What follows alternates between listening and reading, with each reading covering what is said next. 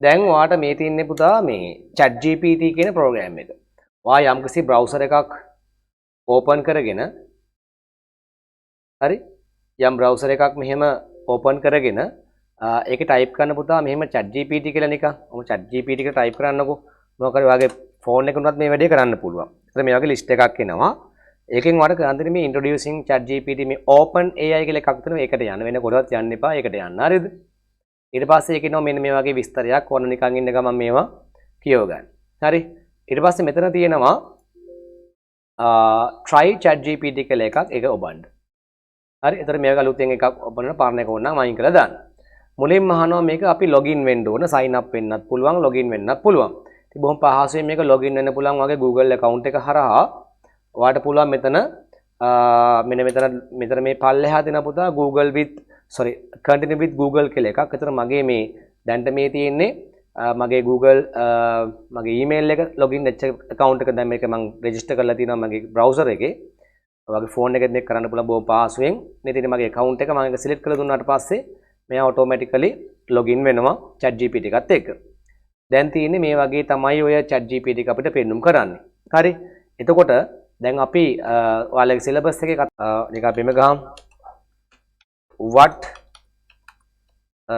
should I do for a happy life මම එහෙම නිකන් ටයිප් කරන්නම් ඔයාලට මේක බලන්න නිකන් මොකද්ද මෙයා දෙන උත්තරේ කියලා මම මගේ happy life එක වෙනුවෙන් මම මොකද්ද කරන්න කියලා හාම්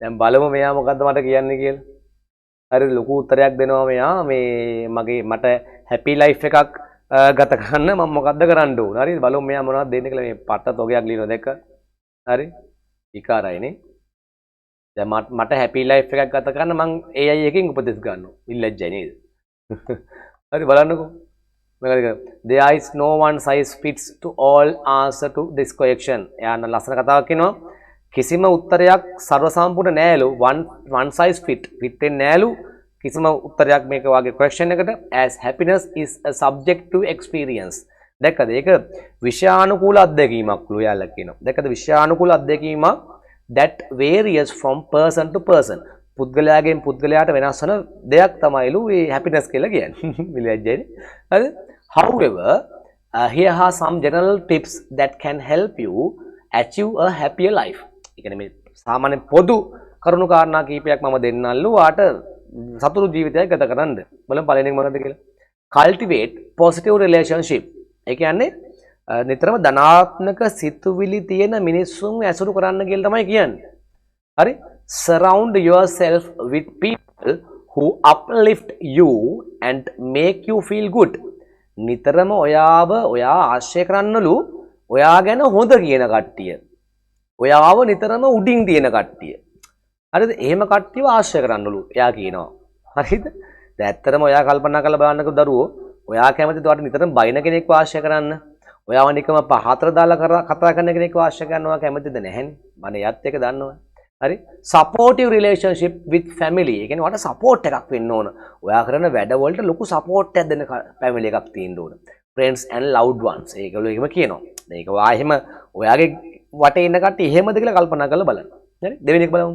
practice self care ඒ කියන්නේ ඔයාට ඔයා ගැනම හිතන්න පුළුවන් වෙන්න සකස් කරගන්නලු හරි take care of your physical emotional and mental well being ඔයා නිතරම ඔයාගේ භෞතික ශරීරය ඔයාගේ සිතුම් පැතුම් ඒ වගේම ඔයාගේ මානසික ස්වභාවය ගැන හොඳට මේ හිතන්න කියලා කියන්නේ this includes getting enough sleep ප්‍රමාණවත් නිින්දක් ලබා ගන්න exercising regularly දිනපතා ව්‍යායාම කරන්න eating a healthy diet හොඳ ආහාර කන්න and engaging in activities that bring you joy ඔයා මොනවා දෙයක් නිරත වෙන්න ඔයාලට සතුටක් දෙන දේවල් උදාහරණයක් ඔයා ගේම් එකක් ගමම ෆන් නම් ඒ ගේම් එක ගහන්න හරි ඔයා දිව්වට පස්සේ දුවනවා නම් ඔයා දුවනකොට ඔයාට ෆන් නම් ෆන් එක ගන්න ඕන ඔයා ඩෙෆිනට්ලි ගන්න ඕන නැත්නම් ඔයාට ඒක ඔයාගේ ජීවිතේ බෝරින් වෙනවා pursue meaningful work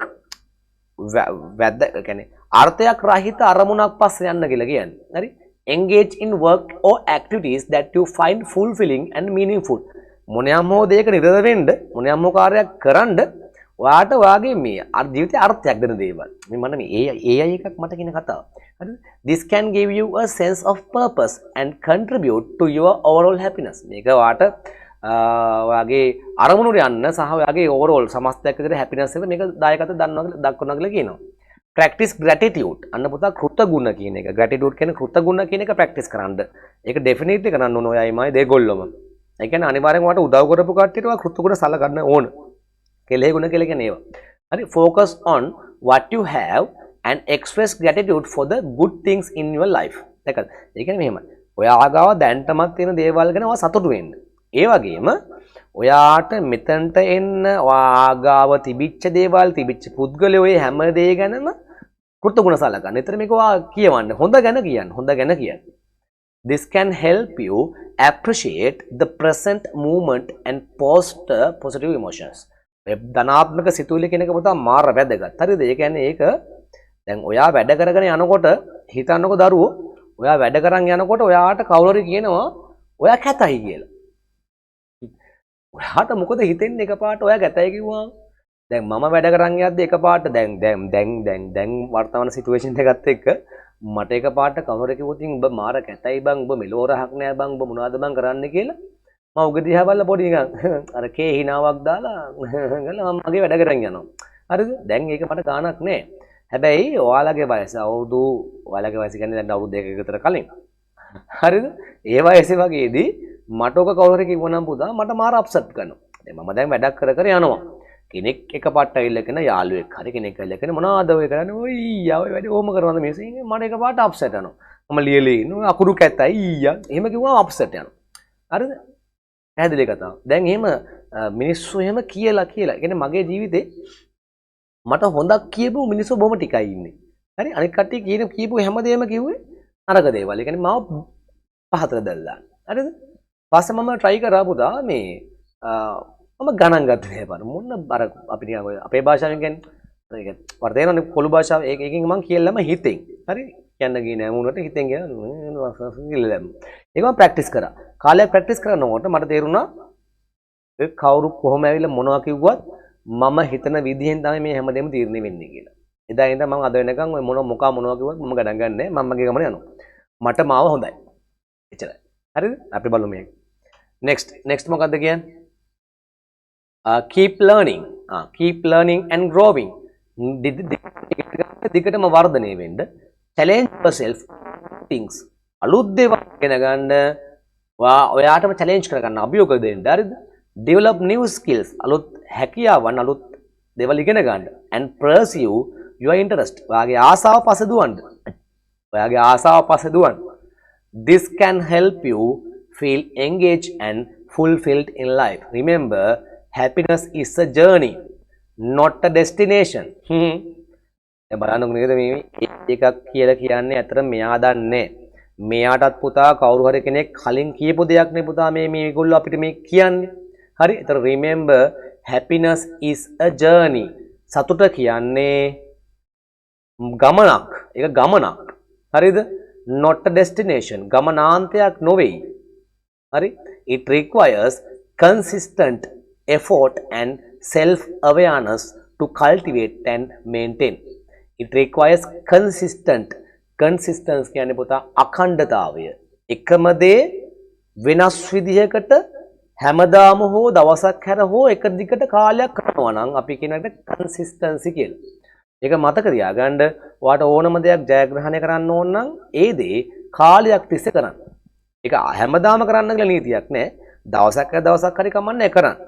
එක දිගට කාලයක් කරොත් තමයි ඔයාට එතන ජයග්‍රහණය ගන්න පුළුවන් වෙන්නේ. self awareness කියලා කියන්නේ ඔයා ගැන ඔයා ඉගෙන ගන්න. ඔයා කවුද කියලා ඔයා දැනගෙන ඉන්න. එතකොට කවුරු මොනවා කිව්වත් ඔයාට ගාණක් නැහැ. අර මම ඔයාට ඉස්සෙල්ලා කිව්වේ මට දැන් කවුරු මොනවා කිව්වත් මට ගාණක් නැහැ. ඇයි මම දන්නවා මම කවුද කියලා. හරි ඒ වගේ. හොඳයි. to cultivate. ඒ කියන්නේ cultivate කියන්නේ අපි බගා කරන සීන් එකනේ. හරි and maintain. දිගට මේක මේන් කරන්න. බාන්නකො දැන් මේ කතාව. දැන් මේක කවුද මට කියන්නේ? හරි මේ කතාව කියන්නේ කෘත්‍රිම බුද්ධියක්. මම මොකද මැසේජ් එක හැව්වේ?